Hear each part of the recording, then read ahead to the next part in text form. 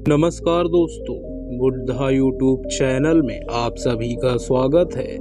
यदि आप भगवान बुद्ध की कहानियाँ सुनना पसंद करते हैं तो हमारे चैनल को सब्सक्राइब कर लीजिए, इस वीडियो को लाइक करके शेयर कर दीजिए। दोस्तों, आज की कहानी आपको इतना ताकतवर बना देगी, आपके वीर को 10 गुना बढ़ा देगी।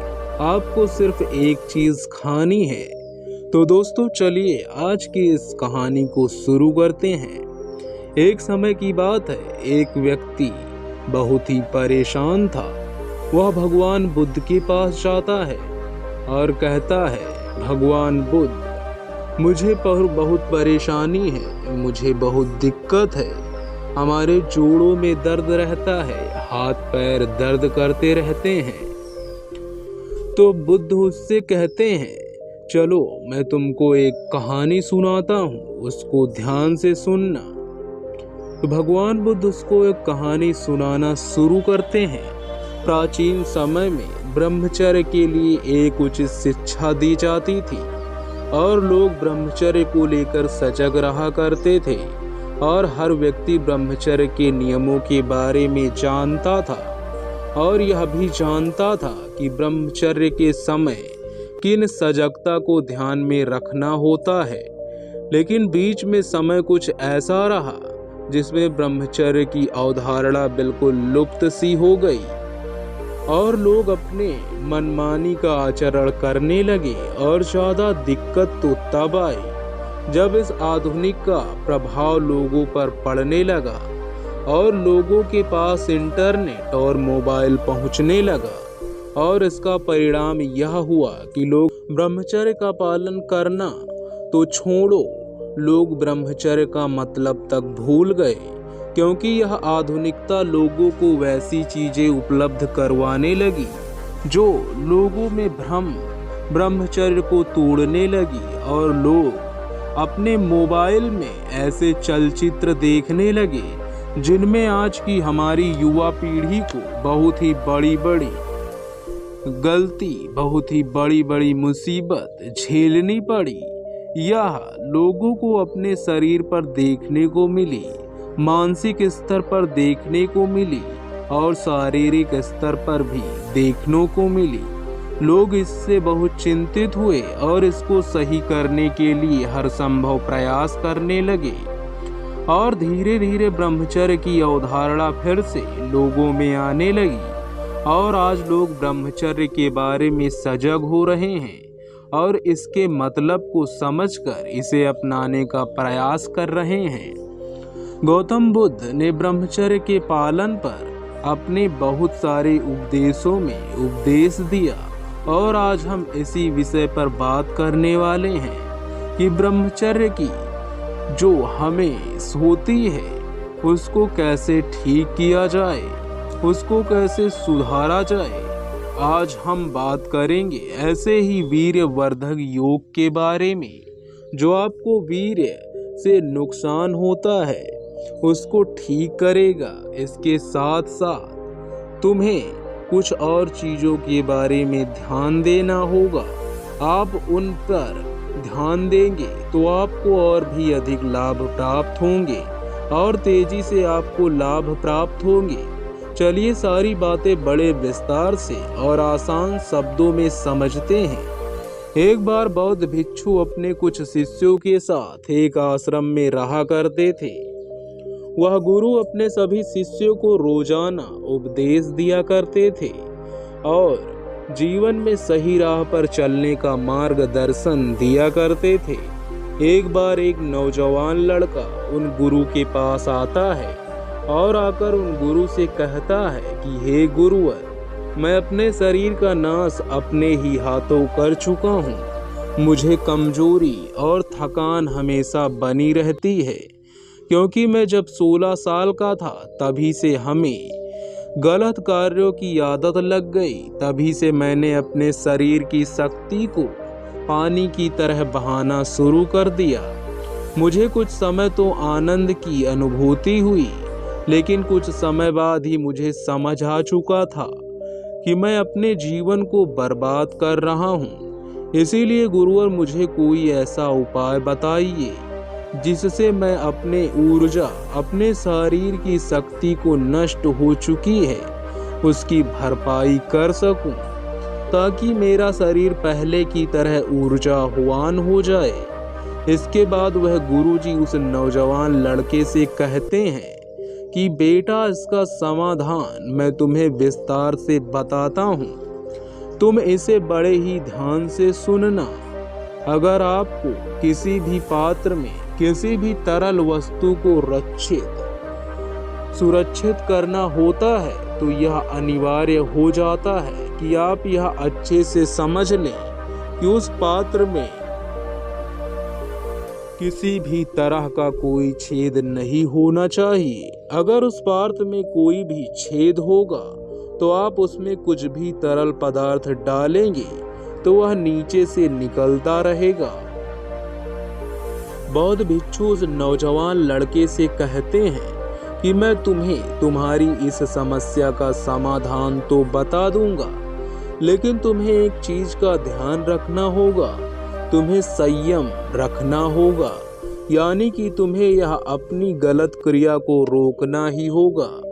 मैं जानता हूँ बेटा कि मन को रोकना सरल काम नहीं है, क्योंकि मन व्यक्ति को बड़ा ही भटकाता रहता है, और जैसा तुम्हारा आज से पहले का जीवन रहा है, आज से पहले की तुम्हारी जीवन की याद रही है, उस हिसाब से तुम्हारे मन को रोकना इतना आसान नहीं होगा। तुम्हारे मन में वही विचार आएंगे और फिर तुम्हारा मन फिर से वही क्रिया करना चाहेगा। लेकिन अगर आप एक संकल्प लेते हैं कि आज से मैं यह सब गलत क्रियाएं छोड़ दूंगा, नहीं करूंगा, तो आप धीरे धीरे अपने मन पर काबू कर पाएंगे। और कुछ दिनों के संकल्प के बाद एक समय ऐसा आएगा जब आप अपने मन पर विजय हासिल कर लेंगे। लेकिन अगर आप क्रियाओं को नहीं रोकेंगे और निरंतर अपनी क्रियाओं में लीन रहेंगे तो आपको वह समय कभी नहीं मिलेगा जब आप अपने मन पर काबू कर पाएं। आप निरंतर क्रियाएं करते रहेंगे और परेशान होते रहेंगे और आपको लगेगा कि मेरा कुछ भी नहीं हो सकता, और आप अपने विचारों की तरफ ध्यान नहीं दे पाएंगे।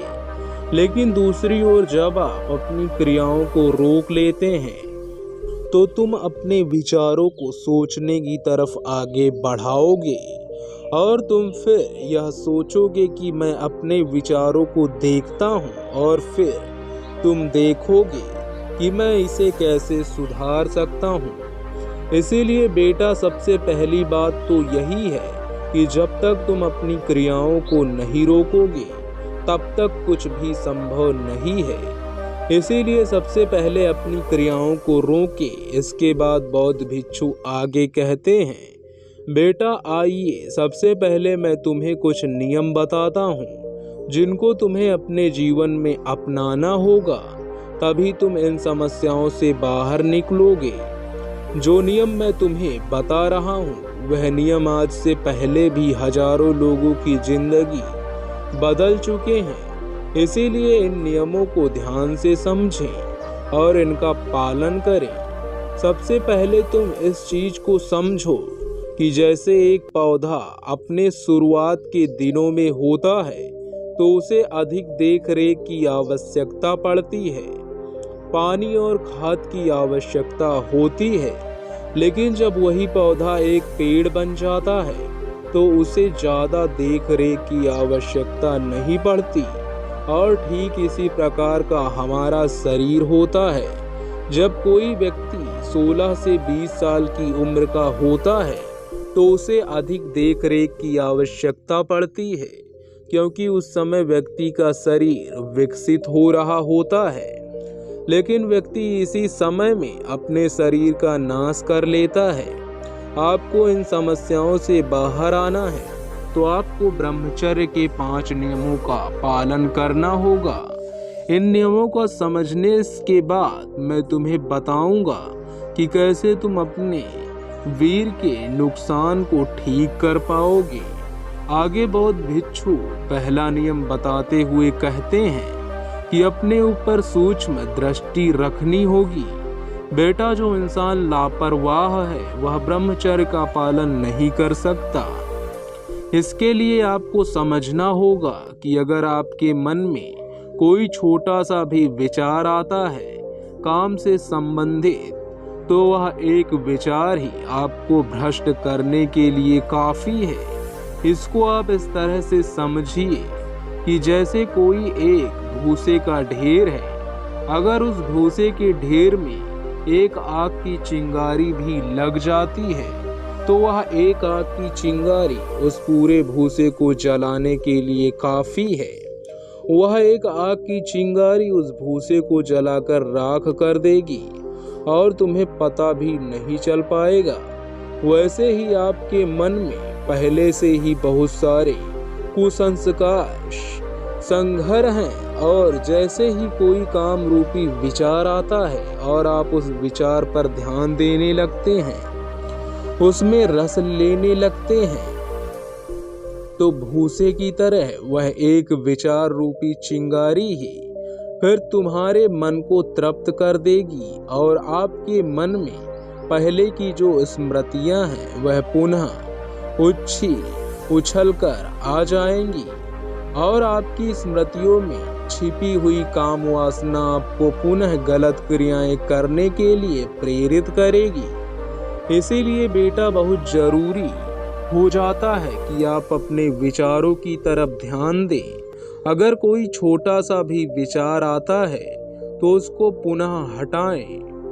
आगे बौद्ध भिक्षु दूसरा नियम बताते हुए कहते हैं कि आपको व्यायाम करना होगा। बेटा, अगर आप निष्क्रिय जीवन जी रहे हैं और व्यायाम नहीं करते हैं तो आप अपनी ऊर्जा को सही दिशा नहीं दे पाएंगे। अपने ब्रह्मचर्य का पालन तो किया, ऊर्जा भी संग्रहित की, लेकिन ऊर्जा का प्रयोग आप ठीक ढंग से नहीं करेंगे तो वेग बनेंगे और गलत स्थानों पर आपकी ऊर्जा खर्च होना शुरू हो जाएगी। इसीलिए रोजाना आप 1 घंटे के लिए ऐसा मजबूत व्यायाम करें जिसमें आपका पसीना निकले, जिसको करने से आप थकें, जिससे कि आपके शरीर में टूट-फूट मांसपेशियां ब्रेक होती हैं, आपकी ऊर्जा उन मांसपेशियों को ठीक करने में लग जाए और इससे आपको बहुत ही अच्छे लाभ प्राप्त होंगे। अगर आप 1 घंटे का अच्छा व्यायाम करते हैं तो आपकी पाचन क्रिया मजबूत होगी, आपको कभी भी कब्ज की समस्या नहीं होगी, आपका मल अच्छे से निष्कासित होगा और आपकी ऊर्जा भी अच्छे कार्यों में लगेगी। आगे बौद्ध भिक्षु तीसरा नियम बताते हुए कहते हैं कि आपको अध्यात्म को अपने जीवन में धारण करना होगा। भागवत गीता में श्री कृष्ण जी कहते हैं कि यह जो मेरी माया है यह इंसान को फंसाए रखती है।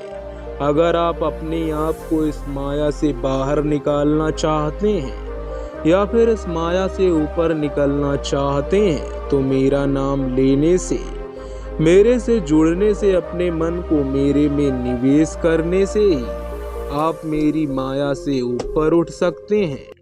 जब आपके शरीर में तमोगुण वृत्तियां बहुत ज़्यादा बढ़ गई हैं, जब तक आप उन तमोगुण वृत्तियों से सतोगुण वृत्तियों में नहीं आएंगे तब तक आप ब्रह्मचर्य नहीं हैं। आपका मन तो चाहता है कि आप इस अंधेरे कुएं में ही पड़े रहें, लेकिन आपको तो प्रकाश की ओर जाना है। इसीलिए आपको मन के विपरीत कार्य करना होगा। जैसे कि जब बर्तनों में चिकनाहट पैदा होती है तो उसके विपरीत साबुन के प्रयोग से हम उस चिकनाहट को हटा पाते हैं, ऐसा ही आपके मन के साथ होता है। इसको इस तरह से समझें, क्योंकि जो आप अपने मन का मेल है उसको साफ करने के लिए यह जो परमात्मा है वही एक ऐसा साबुन है जो आप अपने मन के मैल को साफ कर सकते हैं। तो ऐसे में जहां आपकी श्रद्धा है वहां उनके साथ आप जुड़े। ऐसा करने से आप चिंता से मुक्ति पा सकते हैं। ऐसा करने से आप खुश और ऊर्जावान महसूस करेंगे।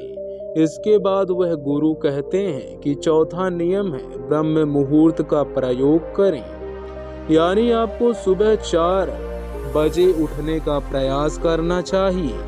आपको ब्रह्म मुहूर्त के समय का प्रयोग करना चाहिए। ब्रह्म मुहूर्त का महत्व इसीलिए ज़्यादा है क्योंकि समय भी अलग अलग प्रवृत्ति के होते हैं और ब्रह्मचर्य का समय जो होता है वह सतोगुण प्रवृत्ति का होता है और दिन का समय रजोगुण प्रवृत्ति का होता है और रात्रि का समय तमोगुण प्रवृत्ति का होता है। सतोगुण प्रवृत्ति समय के दौरान आप ध्यान साधना और मन को शांत करने वाली क्रियाएं कर सकते हैं। इस समय में आप अपने ऊपर काम कर सकते हैं। सुबह का समय वात प्रधान होता है, यानी इस समय हमें शौच आदि से निवृत्त हो जाना चाहिए, लेकिन आप इससे निवृत्त नहीं होते हैं। आप अपने मल को निष्कासित नहीं करते हैं। आपको स्वप्न दोष होता रहता है, यानी कि स्वप्न दोष की अधिक समस्याएं ब्रह्म मुहूर्त के दौरान ही होती हैं। इसीलिए आप ब्रह्म मुहूर्त में उठने का नियम बना लें और उठकर परमात्मा का नाम लें, योग अभ्यास करें। इसके बाद गुरुजी 5वां नियम बताते हुए कहते हैं कि अपने आहार पर भी ध्यान लें। ब्रह्म मुहूर्त का पालन करते समय लोगों को यह परेशानी होती है कि वह प्याज और लहसुन के प्रयोग पर नियंत्रण नहीं कर पाते हैं, क्योंकि लहसुन प्याज ब्रह्मचर्य पालन करने वाले व्यक्तियों के लिए सही नहीं है। लेकिन प्याज लहसुन से भी बुरा आपके लिए बासी भोजन होता है, जैसे कि जंक फूड, फास्ट फूड आदि। इसीलिए आप पहले उन चीज़ों को छोड़ने का प्रयास करें जो आपके लिए ज़्यादा हानिकारक हैं। आप लहसुन प्याज को छोड़ पाते हैं तो अच्छी बात है, लेकिन आप अगर उन्हें नहीं छोड़ पाते तो आप इन फास्ट फूड, जंक फूड इनको जरूर छोड़ें। यह आपके लिए छोड़ना बहुत अनिवार्य हो जाता है। इसके अलावा ब्रह्मचर्य का पालन करने वाले लोगों को अपना रात का खाना बिल्कुल हल्का खाना चाहिए। इसके साथ ही आपको पौष्टिक भोजन करना चाहिए ताकि आपके शरीर को ताकत मिल सके। इसके बाद वह बौद्ध भिक्षु उस लड़के से कहते हैं कि मैंने तुम्हें कुछ नियम तो बता दिए हैं जो तुम्हें ब्रह्मचर्य पालन करते समय ध्यान में रखने चाहिए। आइए अब मैं तुम्हें एक योग बताता हूँ जिसकी मदद से ब्रह्मचर्य नाश की भरपाई तुम जल्दी से कर पाओगे। इसके लिए तुम्हें सबसे पहली चीज जो इस्तेमाल करनी है वह है मखाना। मखाने आपको 100 ग्राम की मात्रा में लेने हैं और इनको सूखे ही रोस्ट करना है। मखाने में आपको एंटीऑक्सीडेंट मिलते हैं जो फ्री रेडिकल को रोकते हैं और आपके शरीर को एक अच्छी स्थिति में लेकर जाते हैं। इसमें कैल्शियम, फास्फोरस और मैग्नीशियम जैसे तत्व पाए जाते हैं जो आपकी मांसपेशियों के लिए, आपकी हड्डियों के लिए बहुत उपयोगी हैं। दूसरे स्थान पर आपको चने का प्रयोग करना है।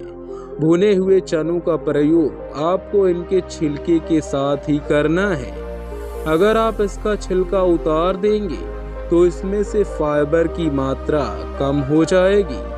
आपको 100 ग्राम की मात्रा में भुना हुआ चना लेना है।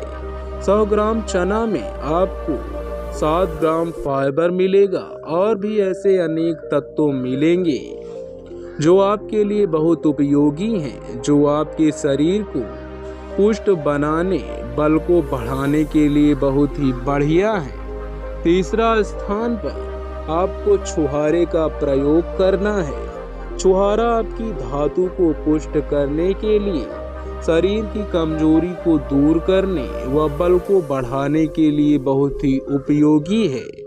आपको 10 छुहारे लेने हैं और उनकी गुठली को निकाल लेना है और उनको छोटे छोटे टुकड़ों में काट लेना है। चौथे स्थान पर आपको सोंठ का टुकड़ा इस्तेमाल करना है। सोंठ एक ऐसी चीज है जो आपकी जठराग्नि को बढ़ाने के लिए बहुत ही तेजी से काम करती है। जठराग्नि के बढ़ने के कारण जो भी आपके शरीर में जाएगा वह ठीक प्रकार से तुम्हारे शरीर को लगेगा। सोंठ से इस नुस्खे के सभी गुण आपको अच्छे से मिल पाएंगे, क्योंकि सोंठ आपके पाचन को सही करता है। आपको इस नुस्खे को बनाने के लिए 2 चम्मच की मात्रा में सोंठ लेना है। 5वें स्थान पर आपको सफेद मूसली का प्रयोग करना है। यह आपको 4 चम्मच की मात्रा में लेनी है। और 6ठे स्थान पर आपको अश्वगंधा का प्रयोग करना है। यह आपकी मानसिक स्थिति को अच्छा बनाए रखने के लिए और उसको ठीक करने के लिए बहुत ही अच्छी औषधि है। आपकी चिंता को यह दूर करेगी। यह आपके टेस्टोस्टेरोन को बढ़ाने के लिए भी बहुत सहायक है और आपके स्टैमिना को बढ़ाने के लिए भी यह बहुत अच्छा कार्य करती है। इसकी भी आपको 4 चम्मच लेनी है। और 7वीं और अंतिम वस्तु है मिश्री। आपको इसमें 100 ग्राम की मात्रा में मिश्री कूटकर डालनी है और इसका पाउडर बनाकर आपको इसमें डालना है। इसके बाद आपका यह योग मीठा हो जाएगा और यह आपके बल को बढ़ाने और शरीर को पुष्ट करने में बहुत ही फायदा करेगा। इसके बाद आपको चना, मखाना और छुहारे इनको मिश्री में डालकर ग्राइंड करना और अश्वगंधा, सफेद मूसली आदि जो भी पाउडर की अवस्था में है उनको ग्राइंड करने की कोई ज़रूरत नहीं है। इसके बाद इन सभी को एक जगह मिलाकर रखें और एक कांच के बर्तन में ढक कर रख दें। इसके बाद वह गुरु कहते हैं कि बेटा अब तुम यह समझो कि तुम्हें इसको कब और कैसे प्रयोग में लेना है। तो यह इतनी मात्रा में बना होगा जिसका प्रयोग तुम 1 महीने तक कर पाओगे। इसकी 1 चम्मच सुबह और 1 चम्मच शाम को प्रयोग करना है, या फिर केवल आप 1 चम्मच ही शाम को प्रयोग कर सकते हैं। यह भी आपके लिए ठीक रहेगा। सोने से 1-1.5 घंटे पहले 1 गिलास गर्म दूध के साथ आप इसको ले सकते हैं। और अगर सुबह आप इसका प्रयोग करते हैं तो 1 चम्मच पाउडर मुंह में फाँक कर ऊपर से 2-3 घूंट दूध आप पी सकते हैं। इसके बाद वह गुरु उस लड़के से कहते हैं कि बेटा यह आपका एक योग है, इससे आपको बहुत ही तेजी से और अच्छे लाभ मिलेंगे। लेकिन बेटा इस योग के साथ जो मैंने तुम्हें नियम बताए उनका भी तुम्हें विशेष रूप से ध्यान रखना होगा। तो दोस्तों, उम्मीद करता हूँ यह कहानी आपको बहुत कुछ सिखाकर गई होगी। आपने जो भी सीखा है कमेंट बॉक्स में ज़रूर बताइएगा। इस कहानी के बारे में अपनी राय कमेंट बॉक्स में दीजिएगा।